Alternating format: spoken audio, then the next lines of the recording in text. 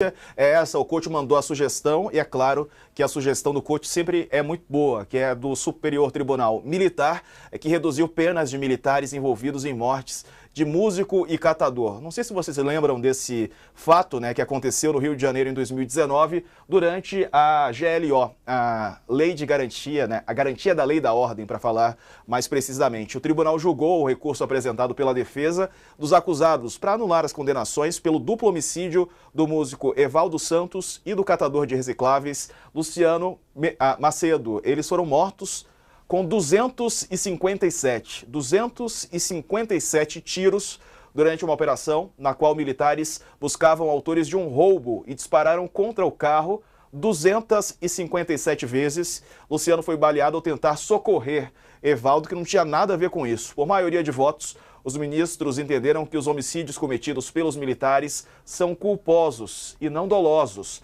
como foi sentenciado pela primeira instância da Justiça Militar. O tenente Ítalo da Silva, responsável pela operação, teve pena de 31 anos de prisão, reduzida para 3, de 31 para 3 anos e 7 meses. Outros 7 militares tiveram condenação reduzida, ou condenações, de 28, também para 3 anos. Vejam que redução, né?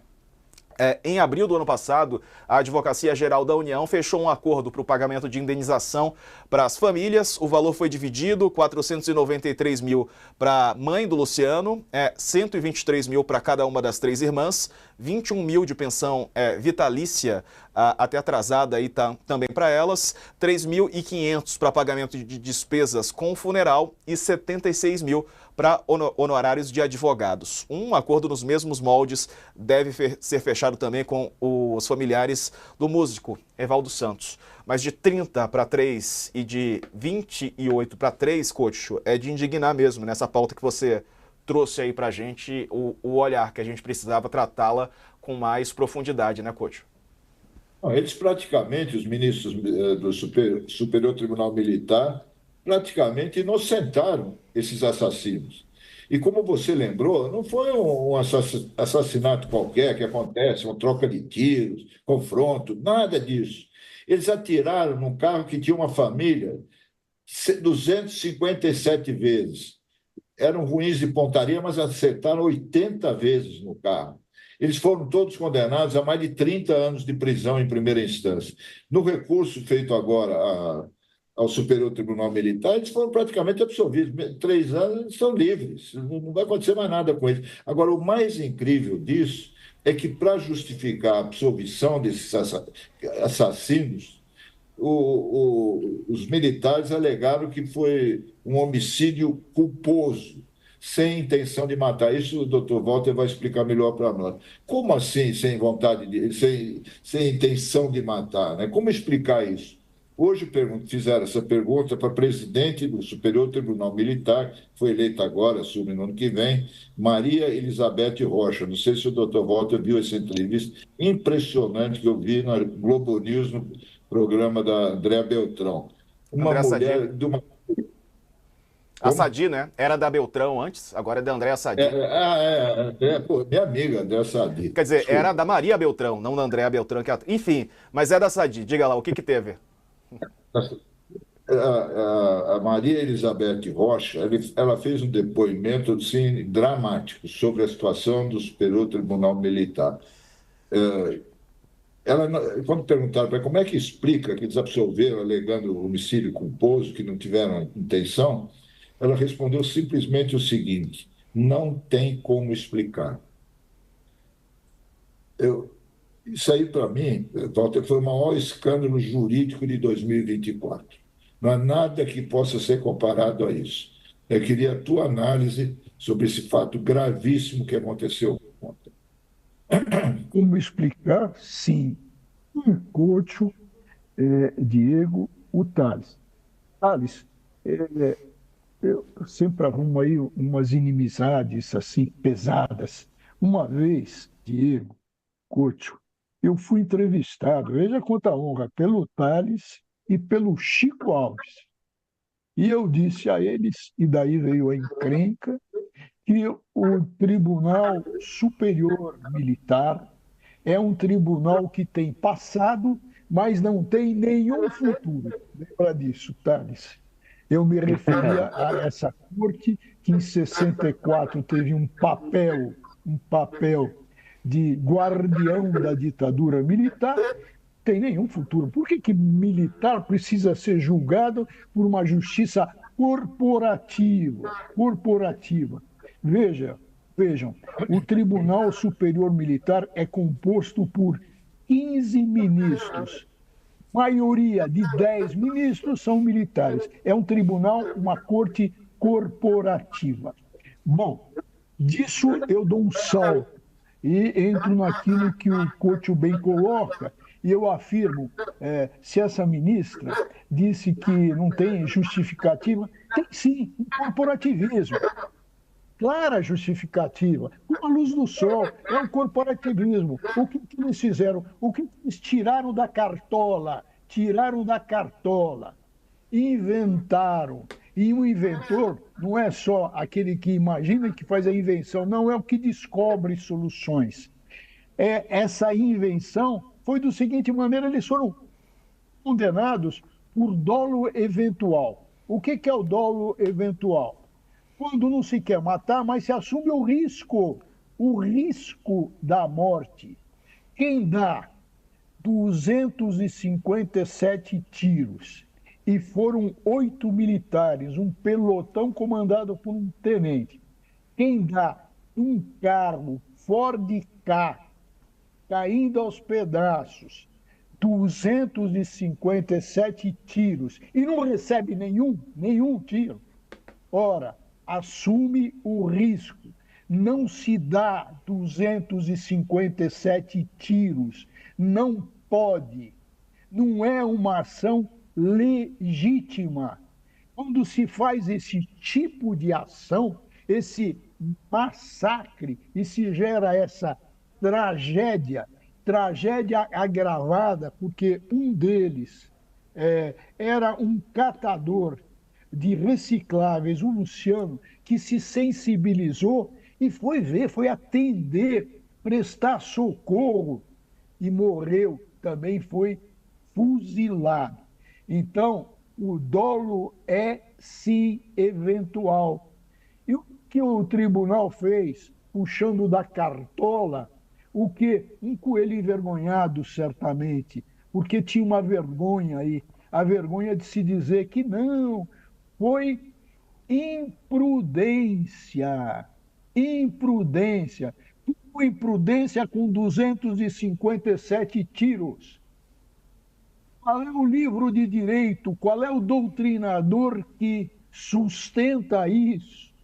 Que não, nenhum, a não ser o corporativismo. Por isso que eu me oponho a essa declaração de que fizeram isso, não tem explicação. Tem sim, tem. A explicação é que existe um tribunal que tem passado e nenhum futuro. E tem um detalhe que não pode ficar despercebido. Atenção, por que o Supremo ô Diego, por que o Supremo tem jurisprudência dizendo que crimes contra civis perpetrados por militares, era esse o caso, hein? Civis, sim. 2 civis, um cantor e um catador. Por que o Supremo diz que esse tipo de crime é julgado pela justiça comum e, nesse caso, foi pela justiça militar? Porque quando o Michel Temer baixou esse ato de garantia de lei e de ordem, os militares exigiram que fossem julgados, em qualquer caso anormal, pela justiça militar. E o constitucionalista Michel Temer, sem nenhum compromisso com os direitos humanos, aceitou isso. E está lá. É por isso que eles estão sendo julgados por um tribunal militar com vítimas civis. É tudo muito revoltante, né, Couto? A LDO já tinha terminado a vigência. GLO, né? Então, GLO já tinha terminado a vigência. E até isso foi ilegal. Só eu queria te fazer uma pergunta. Você acha que cabe, nesse caso, aí, o recurso ao Supremo Tribunal Federal? Olha, veja, qual é a questão constitucional que existe? Que o Supremo é um tribunal constitucional. Ora, é um tribunal de defesa da Constituição. E o que, que a Constituição defende? A vida. E o que aconteceu aí? As vidas duas foram tiradas. Então, cabe, em tese, evidentemente tem que ver peculiaridades, mas se a gente olhar o aspecto constitucional, cabe sim. Alice, quer falar? Diga. O caso é o seguinte, primeiro esse Supremo Tribunal Militar, ele tem uma foto da Dilma, que é uma foto histórica dela, depondo no STM, que é ela mostrando o rosto e os ministros todos escondendo o rosto. Né? Os ministros com vergonha, né, do que estavam fazendo, escondendo o rosto. Depois esse tribunal, que serviu a ditadura dessa forma, ainda fez outra. Teve uma bomba no Rio Centro, que eles levaram a bomba para o Rio Centro, e o relator do caso, o coronel Job Santana, Job Lorena de Santana, concluiu que foram terroristas que botaram a bomba no colo do militar e ela explodiu. Quando todas as evidências mostravam que aqueles dois militares dentro do carro estavam armando a bomba quando ela explodiu. Então, é um tribunal de mentirinha, é um tribunal que até o Bolsonaro fizeram um acerto lá com o Bolsonaro e o Bolsonaro acabou topando pedir demissão do Exército para não ser expulso e pronto. Então, essa justiça militar, ela devia, eu não sei, não sei se o professor podia me dizer isso, ela pode ser extinta? O problema todo é se a extinção dela é cláusula pétrea. Por quê? Porque existe uma estrutura de Estado. Então, precisaria haver uma reflexão se é cláusula pétrea ou não, porque os constitucionalistas entenderam por essa forma de justiça e criaram a estrutura do Estado. Então, mas eu tenho certeza, Thales, que numa nova Constituição, não sei quando, agora evidentemente não é o momento, mas esse tribunal deverá ser extinto. Não existe mais uma explicação para isso. Se você pegar o Código Penal Militar, veja, por que um juiz comum, não estou falando, a justiça do trabalho é uma necessidade. Essa distinção entre justiça estadual e federal, que decorre do princípio federativo, mas mais do que isso, questões estaduais com tribunais estaduais pelo princípio federativo. Questão federal, questão da União, uma justiça federal. Questões trabalhistas que são complicadas, que têm um relacionamento todo especial, que já teve um tempo que existiu o vogal empregador e o vogal empregado. Isso é absolutamente necessário. Agora, se a gente pegar, volto ao ponto, o Código Penal Militar, vamos ver os crimes militares. Por exemplo, um sentinela dormir em serviço. Veja, em época que não é de guerra, encabimento, isso tudo. E vejam, existe uma equiparação salarial, eles são do poder judiciário. E outra excrescência, ora, a partir do momento que eles se tornam órgãos, não são agentes, são órgãos do poder judiciário, aparecem fardados, me julgam fardados, para quê? Para mostrar, na minha ótica, na minha chave de leitura, que é um tribunal corporativo, que eles estão lá julgando entre eles, numa corporação. E essa maioria, que são 10 ministros militares e só 5 civis, e que já dá um descompasso, revela que é um tribunal corporativo. Lembrando que a gente está falando aqui da morte, de uma morte brutal de duas pessoas inocentes, né? E é claro que isso suscita os debates sobre a questão da justiça militar, mas coloca a foto de novo aí dos dois que infelizmente perderam a vida, né? Perderam suas vidas nesse crime, né? Que aí não dá para chamar de outro jeito ou não execução, né? Foi uma execução sumária ali com 257 tiros do Luciano. Deixa eu trazer o nome certinho aqui do Luciano Macedo. O Luciano Macedo é catador de recicláveis e o músico Evaldo Santos. Oi, Thales. O curioso é que o tribunal concluiu que eles deram 257 tiros sem intenção de matar. Com intenção, né? Com intenção, imagine quantos seriam. Né? De qualquer... Imagina um tribunal desse num outro time, na área, num outro campo, numa área ambiental, 257 tiros num passarinho. Não foi para matar, não, viu? Foi para ele parar de cantar. Até fico me perguntando, assim, em qual manual, né? Porque, assim, para a pessoa, mesmo assim, se eles quisessem matar, estivesse oferecendo risco a eles, dar 257 tiros, né? O que é isso, né? Me parece um negócio, assim, sei lá, tá com raiva, sei lá, tá com ódio no coração, vou aqui descarregar quase 300 tiros, né? Porque, pô, um tiro só já mata, né? Imagine 300. E veja as circunstâncias, né? Um carro, um Ford Ka ocupado, e eles se apavoraram, os que estavam dentro do Ford Ka. Imagina, de repente aparece aí, dentro do clima, qual era o clima? O clima era no Rio de Janeiro, de época de confronto. O que acontece? Ficaram com medo. E depois tem outra, isso é importante. Aí que fugiram, todo mundo tem o direito de fugir.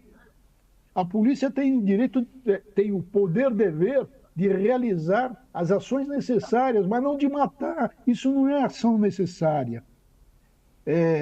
Então, garantir a própria expressão, e lembrar, e se não me foge a memória, Thales, que tem memória de elefante, lembra de tudo, Thales, dentro desse clima, não tinha sido logo após esse general Braga Neto ter assumido o comando das polícias. Foi. Segurança do Rio de Janeiro. Foi sob a gestão dele. Ele era o comandante da GLA. Viu, Walter? Outra coisa que esse episódio dramático mostra, que as Forças Armadas não devem ter papel de polícia. Não é para combater a violência urbana, pelo contrário, a gente viu aí que eles só pioram a situação, eles não estão preparados para isso, o serviço policial. Né? E aí eles soltam soldados jovens ali, sabe, como se estivessem indo para a guerra. E a guerra contra quem? É contra o povo brasileiro. É um povo que tem cor e tem classe social, eu diria ainda, acrescentaria, meu amigo Ricardo. Agora, Diego, em cima disso que você fala, e tem classe social, veja a diferença. Esse catador de reciclável, ele escutou todo aquele tiroteio, ele foi lá para prestar socorro. Veja o grau de humanidade de um e compara com o pelotão executor do outro lado.